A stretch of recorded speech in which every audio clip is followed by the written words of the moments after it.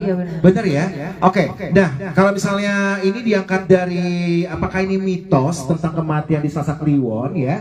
Dan juga sebagai penulis nih kira-kira nih punya pengalaman pribadi apa nih kira-kira nih untuk apa ini satu buah kata-kata Sasak Kliwon menjadi satu buah fantasi apa punya pengalaman pribadi ini kira-kira? Silakan. Sebenarnya sepengetahuanku tuh memang kalau lebih ke ada fenomena sih, ada fenomena di lingkungan terdekatku ketika ada orang yang meninggal di hari Selasa, tepatnya Kliwon, itu umumnya tuh akan ngajak gitu, ngajak entah keluarga terdekat, entah tetangga, entah keponakan gitu.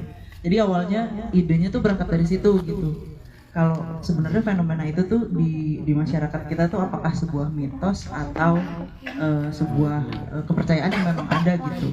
Pas ku research cari-cari ternyata itu tuh ada gitu, ada di sebenarnya nggak cuma di Jawa sih, di beberapa daerah ada gitu. Cuma kalau di Jawa itu memang lebih kental dengan Kliwonnya. Selasa Kliwon itu berdasarkan yang ku tahu tuh, jadi kalau kematian itu cenderung punya efek yang atau energi yang kurang bagus, kalau kelahiran malah positif. Awalnya dari situ sih berangkatnya. Wow, oke. Berarti untuk riset khusus nggak kira-kira nih untuk saya dapatkan cerita yang seperti ini kira-kira? Lebih ke baca-baca aja sih. Baca-baca Kalau referensi ya, tanya-tanya juga mungkin mendalami ya lebih ke gitu ya. Iya. Wow, luar biasa. Oke, thank you. Sekarang kita coba ke sutradara nih. Nah, nih ada Mas Ade nih ya. Di sini bisa dibilang leader ya di sini ya untuk menjadi kayak mengarahkan cerita ini dan produksi ini. Pastinya ada treatment khusus gak sih kira-kira nih baik dalam hal teknis maupun pengarahan kepada para pemain terhadap film almarhum ini ya agar bisa dapetin hasil maksimal gitu. Karena kan tadi aku sempat lihat nih kayak si Aziz kan pakai agak logat-logat Jawa gitu ya, gitu kan, medok gitu. Nah, itu perlu treatment khusus kepada para pemain dan juga untuk sampai kepada finalnya akhirnya kita bisa melihat film ini. Oke, sebelumnya saya ucapkan terima kasih dulu kepada semua media yang telah datang di sini. Terima kasih sudah meluangkan waktu dan nonton film almarhum. Kalau ditanya treatment khusus, pasti sebelum syuting kita ada proses reading dan workshop ya. Nah, pada saat reading itu dimana semua cast di sini saling mencari karakternya. Kebetulan juga dibantu sama Mas Rukman sebagai coach kita. Semua bagaimana saling masing-masing ikatan keluarga dibangun di situ. Lalu kemudian sebagai adiknya karakternya siapa tadi aku? Saya, Pak Yos. Pak Yos. Adiknya Sesa itu juga dibangun di situ. Nah, lalu kalau kebetulan untuk treatment ya kita lihat tadi ada beberapa macam adegan gore di situ, ada diseret kuda, itu juga kita pasti ada workshopnya. Lalu ada Kanova kena kipas, itu juga ada workshopnya. Jadi memang lumayan sangat-sangat banyak persiapannya sebelum kita syuting. Itu pun setelah kita sudah persiapan, tapi ketika syuting masalah teknis pasti selalu ada ya. Nah, makanya kita matengin di persiapan itu sih kalau bertanya treatment khusus. Oke, untuk proses produksinya sendiri itu kira-kira berapa lama ya Mas ya kalau boleh tahu ya? Kita 20 hari syuting. 20 hari syuting. 20 hari syuting. Oke, di luar Jawa atau di mana? Ada di Klaten dan Yogyakarta. Oke, luar biasa. Nah, oke. Klaten berarti 20 hari syuting. Itu berarti benar, tapi semuanya tetap dengan on the track ya semuanya ya. Dan satu pertanyaan lagi nih. Untuk memutuskan semua pemain di sini dengan karakternya masing-masing itu kira-kira bagaimana tuh? Apakah melihat dari berhubungan juga dengan Mas Evelyn, Angga Padere terbayang nih kira-kira nih, oh si ini cocoknya jadi ini, itu gimana kira-kira? Ya, pasti sebelumnya sebelum kita memilih cast pasti ada proses Audisi gitu audisi ya. lalu kemudian juga diskusi dengan Evelyn dan Pak Oswin juga sekalian, tentu juga dengan casting director.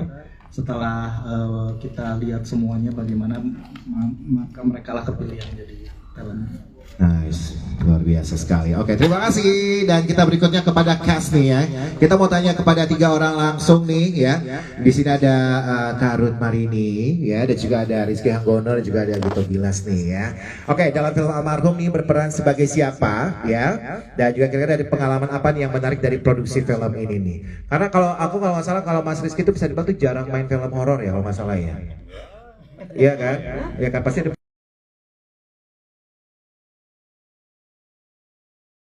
Silakan mungkin boleh silakan siapa dulu mau jawab nih, mau Ruth dulu, Rizky dulu atau Mas Gito dulu, silakan. Ya.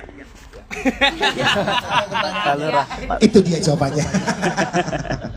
Oke, pertanyaannya berperan sebagai apa ya, dan juga mengarahkan supaya melakukan ritual untuk menangkal itu.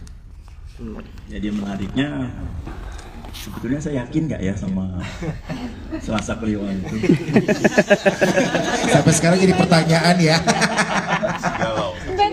Galau sampai sekarang. Ya, itu jawabannya harus yakin. Bisa meyakinkan semuanya termasuk penonton. Nice, baik, terima kasih Mas Gito. Ya, kita ke Mas Rizky, boleh silakan. Berkaitan dengan anaknya, dan gue rasa sih anak adalah motivasi terbesar setiap orang di kehidupannya, termasuk Pak Yos. Mungkin cara Pak Yos berhadapan dengan kenyataan yang tidak sesuai keinginan itu bisa dibilang mungkin benar, mungkin salah, tergantung sudut pandangnya. Jadi tantangannya adalah ya bagaimana membentuk motivasi tadi supaya believable dan bisa dipercaya untuk apa yang Pak Yos lakukan di film ini. Itu aja sih kalau secara karakter ya. Terima kasih sekali lagi buat semuanya. Luar biasa. Oke. Katanya sempat ke minum darah gitu. Iya. Pas ada satu buah adegan gitu kan. Sempat ke minum darah gitu. Ya. Katanya itu beneran ke minum darah. Oh iya, karena mungkin tadi kalau teman-teman lihat posisinya tiduran dan dia kan ngocor ya, di luar ekspektasi ternyata ngocornya kayak keran ya. Mas. Kita pikir kayak sprinkler kan. Jadi Dan gue dengan bangga itu. Makasih ya. Jiwa sekonya kebuka gitu ya, gitu ya. Rasain ya. Terima kasih ya semuanya. Thank you. Tadi berarti dijajarin ayam gitu ya. Terus kata Roti, kata kamu gini, aku ibumu. Kamu harus nikmati ini, gitu-gitu ya. Oke, kita ke Meisha nih, Meisha Amira. Hai cantik. Luar biasa loh. Menjadi film horor pertama. Nah, ini dia nih ya. Iya nggak sih, bener ya? Bener ya? Oke, berarti aku update nih beneran nih ya. Oke, ada persiapan khusus dan kira-kira pertama kali di akhirnya menjadi apa? Mendapatkan peran di film horor pertama. Kira-kira apa tuh? Menakut-nakuti diri kah kira-kira gitu nggak ya gitu ya? Atau gimana kita lihat film-film serem zaman baheula gitu atau gimana kira-kira? Silakan sayang. Sebelumnya perkenalkan, nama aku Meisha. Di sini aku berperan sebagai Ajeng. Dan aku mau mengucapkan terima kasih udah meluangkan waktunya buat nonton film Almarhum hari ini. Semoga semuanya terhibur ya. Kak.